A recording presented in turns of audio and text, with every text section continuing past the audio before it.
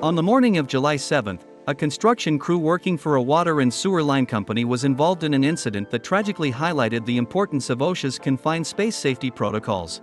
At around 11 a.m., workers were attempting to remove a 24-inch rubber plug from a sewer pipe located within a 24-foot deep wet well. The crew first attempted to pull the plug using an attached nylon rope, but due to pressure caused by wastewater entering the well, the plug was wedged tightly into a T-shaped fitting. Without performing any atmospheric testing, one employee climbed down into the well with a crowbar to manually dislodge the plug, unaware of potentially hazardous gases that could be present. After struggling to remove the plug, the employee attempted to climb back up the ladder just 2 feet from the surface. However, the worker lost consciousness and fell back into the well. Recognizing the emergency, a second employee descended the ladder to help but also lost consciousness upon entering the space. A third employee also attempted a rescue, but this worker lost consciousness as well. All 3 workers tragically died due to asphyxiation from hydrogen sulfide gas, which had accumulated in the confined space. OSHA's investigation into the incident uncovered multiple serious safety violations, many of which underscored the importance of adhering to confined space entry protocols designed to protect workers from atmospheric and physical hazards. The employer failed to designate a competent person to identify, evaluate, and test confined spaces on site. A competent person could have recognized the permit-required confined space, assessed potential hazards, and ensured that it was safe before allowing workers to enter. OSHA also found that the employer did not evaluate potential hazards within the confined space before allowing workers to enter. Had this evaluation been conducted, the employer might have identified the potential presence of hydrogen sulfide gas and other atmospheric hazards in the wet well. Additionally, the wet well's opening, measuring nearly 8 feet by 6 feet, was left unguarded, exposing workers to a serious fall risk. OSHA fall protection standards require employers to secure confined space openings with guardrails or temporary barriers to prevent such falls. Under federal law, employers must test for breathable oxygen levels, flammable gases, and potential toxic contaminants before allowing employees to enter a confined space. However, in this case, the employer failed to conduct any such testing. As a result, the workers were exposed to lethal levels of hydrogen sulfide gas without any warning. OSHA also requires employers to purge, inert, flush, or vent confined spaces to remove or control atmospheric hazards. No such measures were taken to address the presence of hydrogen sulfide, contributing directly to the workers' exposure to lethal concentrations of the gas in the well's hazardous atmosphere. Employers must also ensure that emergency rescue equipment is readily available when employees are working in confined spaces. OSHA found that the company failed to have any such equipment on hand, violating federal safety requirements. Without this equipment, the workers' colleagues could not effectively attempt a safe rescue. OSHA also requires employers to develop written protocols for emergency rescue, medical treatment, and protection from unauthorized rescue attempts. In this case, no such protocols were in place, leading to an unplanned rescue attempt by untrained personnel, which ultimately resulted in further needless fatalities. Importantly, an entry permit detailing compliance with OSHA's confined space requirements should have been prepared before entry. The lack of a documented permit violated federal OSHA safety standards and underscored the absence of systematic hazard identification and control. The employer also failed to provide the necessary confined space safety training to help workers understand the risks and proper protocols associated with entering confined spaces. Without this training, employees remained unaware of the hazards of confined space entry and the measures necessary to mitigate them. Finally, OSHA cited the employer for failing to provide training specific to each worker's role in confined space entry, including the responsibilities of entrants, attendants, and supervisors. This lack of role-specific training left employees ill-prepared to safely manage confined space work or respond effectively in an emergency. This tragic case serves as a critical reminder of the essential nature of OSHA's confined space safety requirements in the construction industry. Proper planning, atmospheric testing, effective training, and the use of rescue equipment are vital to preventing fatal incidents in confined spaces. Employers must take these precautions seriously to protect their workers and avoid preventable tragedies like this one.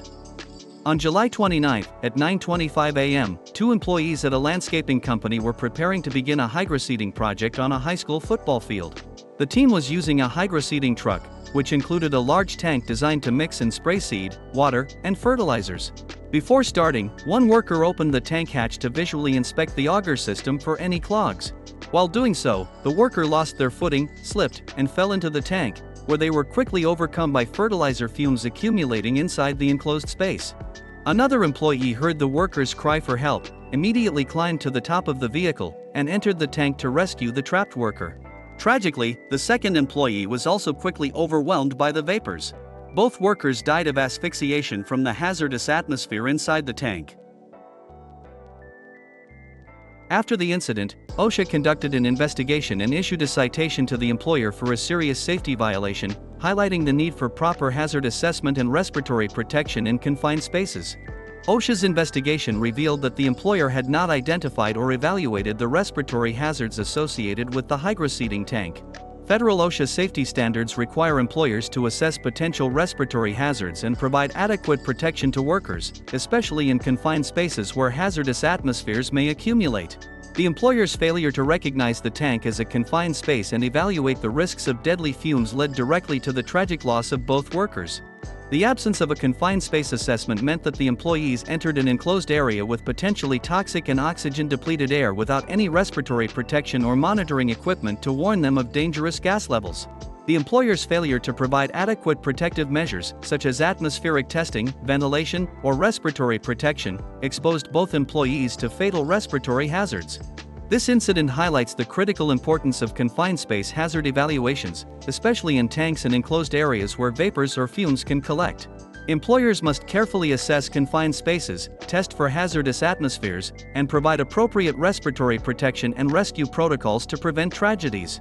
OSHA standards for confined space entry exist to protect workers from unforeseen hazards, and strict adherence is essential to maintaining a safe work environment. On July 8, at 2:23 p.m., a tragic incident occurred involving an employee working for a utilities construction company. The worker was tasked with inspecting a water main valve inside an underground vault, a confined space that required careful atmospheric monitoring. During the inspection, the employee unexpectedly lost consciousness and collapsed inside the vault. Due to a critically low oxygen level in the confined space, the worker asphyxiated before anyone could provide emergency medical assistance. Following the incident, OSHA conducted a thorough investigation, uncovering multiple safety violations, each underscoring essential requirements for confined space safety. These violations illustrated gaps in the company's approach to confined space entry, specifically in the areas of hazard evaluation, ventilation, and training. OSHA requires employers to designate a competent person capable of identifying and assessing all confined spaces in the workplace. In this case, the employer had not assigned anyone to evaluate and monitor the underground vault, a critical omission. This lapse meant that confined space hazards like low oxygen levels were not identified or addressed prior to entry, leading to a preventable tragedy. The employer also had not conducted atmospheric testing for oxygen levels, toxic gases, or other potential hazards before allowing the worker to enter the vault. OSHA requires thorough pre-entry testing to confirm the safety of confined spaces. The lack of testing meant that the dangerously low oxygen levels went undetected, putting the employee at fatal risk. Additionally, the employer allowed the worker to enter the vault even though the oxygen levels measured between 12 and 16%, far below the safe minimum of 19.5%. OSHA prohibits entry into confined spaces with oxygen-deficient atmospheres without adequate respiratory protection. Allowing the employee to enter under these conditions exposed them to severe respiratory hazards and ultimately led to their death. Entering the vault's hazardous atmosphere safely would have required continuous forced air ventilation, which the employer failed to provide. According to OSHA's safety standards, employers must ensure sufficient ventilation to maintain safe air quality levels in confined spaces with known atmospheric hazards. Without ventilation, the oxygen-poor environment within the vault became lethal. OSHA found that the employer had not provided adequate confined space safety training. Under federal law, all employees entering confined spaces must receive training to understand the specific hazards and how to mitigate them. This training is essential for recognizing risks, ensuring the correct safety measures, and making informed decisions. The absence of this training left the employee unprepared and unaware of the dangers within the vault. Lastly, according to OSHA, employers must report any workplace fatality to OSHA within 8 hours. In this case, the employer failed to meet this requirement, delaying the notification and obstructing OSHA's timely response and investigation. This tragic case underscores the critical role of OSHA's confined space safety requirements in preventing workplace fatalities. Employers must ensure that all confined spaces are identified, thoroughly evaluated, and continuously monitored. Effective atmospheric testing, appropriate ventilation, and robust training are all essential to protect employees working in potentially hazardous environments. Additionally, prompt reporting of incidents is crucial for compliance and accountability. On the afternoon of November 25, at around 1:30 p.m., a construction worker was performing routine tasks on the 7th floor of a high-rise building under construction. The worker was assigned to spray water onto concrete columns beneath the temporary framework built to support a substantial concrete pour on that floor. Tragically, the poured concrete weighed significantly more than the shoring system could handle. Without warning, the framework buckled under the weight, and the 7th floor collapsed, sending tons of wet concrete down onto the employee below, who was immediately and fatally crushed. Following the incident, OSHA conducted a thorough investigation and identified multiple safety violations. The findings underscored the critical importance of adhering to OSHA's standards for concrete and masonry work. OSHA cited the employer for a serious violation related to the inadequate review of the shoring plans provided by the engineering firms. The initial plans, as well as subsequent revisions, had failed to account for the additional load imposed by a thicker 24-inch concrete slab. OSHA regulations stipulate that all concrete formwork must be designed, erected, supported, and maintained to withstand any reasonably expected vertical or lateral loads. Unfortunately, the formwork in this case was not built to endure the actual weight of the poured concrete, resulting in a fatal structural failure. In addition to the failure in load-bearing design, OSHA noted an other than serious violation concerning inadequate training. The employer had permitted employees to erect formwork for cast-in-place concrete without providing the necessary instructions on safe procedures and regulatory requirements. Under federal law, employers must ensure that workers receive proper training to recognize and avoid hazards. The lack of instruction put workers at increased risk during formwork operations, leaving them unprepared to handle potential safety hazards effectively. This tragic case highlights the absolute necessity for compliance with OSHA's safety regulations in the construction industry, especially for concrete and masonry work. Proper adherence to formwork standards, combined with robust training, is essential to safeguard workers' lives and prevent avoidable accidents. On March 13 at 9:15 a.m., a tragic incident unfolded on a job site where a construction worker was using a 40-ton capacity overhead crane to move a 6,800-pound precast concrete slab. The slab was attached to the crane by two lifting studs embedded in the concrete, with lifting eyes secured by double nuts. However, as the employee maneuvered the crane, a two-chain hoisting sling accidentally snagged on a metal gusset on the slab, causing slack in the sling. This caused the slab to roll off its A-frame stand unexpectedly and tip over onto the employee. The worker died from the resulting internal trauma, broken bones, and severe head injuries.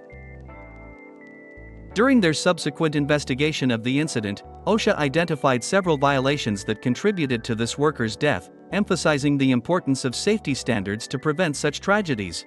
OSHA issued a serious citation for the employer's failure to provide safe access to working areas.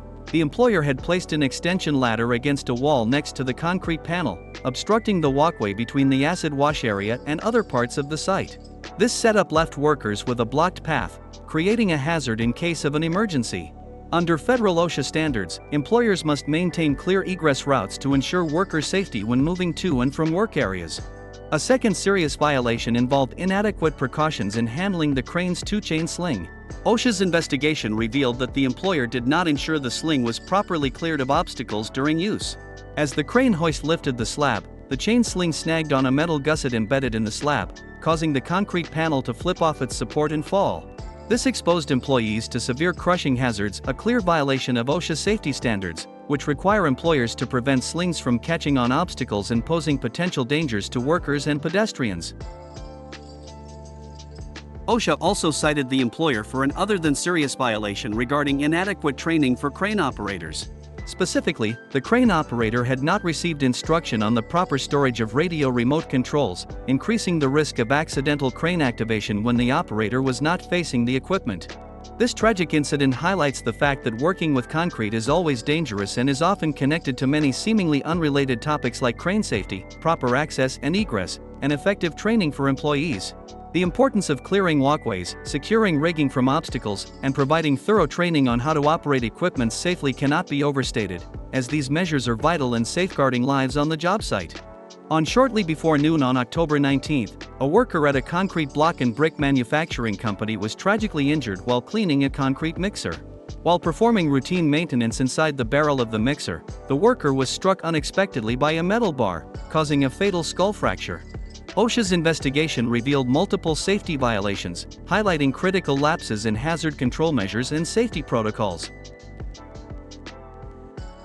After examining the site, OSHA issued several citations, emphasizing the importance of proper machinery safety procedures, lockout/tagout practices, and electrical safety requirements. Under the General Duty Clause of the OSHA Act, federal OSHA requires employers to maintain a safe workplace free from recognized hazards. In this case, OSHA cited the employer for failing to ensure safe equipment use. The mixer's hood, weighing nearly 100 pounds, was lifted and held open by a hook that lacked a safety latch. Although the hook was designed to prevent accidental load slips, it was not properly secured, increasing the risk of hazardous movements during cleaning. Another serious violation involved the absence of lockout/tagout procedures to prevent the mixer from re-energizing during cleaning. OSHA requires employers to implement lockout/tagout devices to control hazardous energy. However, in this case the employer allowed workers to clean the mixer without first placing its energy isolation device in a de-energized state and securing it with a lockout or tagout device. This lapse in judgment exposed employees to dangerous caught-in or crushed-by hazards from unanticipated machine movement. OSHA also noted a serious violation involving electrical safety. The mixer was connected to a 110-volt electrical box with an unused opening. OSHA's electrical safety standards require that all unused electrical openings be properly closed to prevent contact with live electrical components.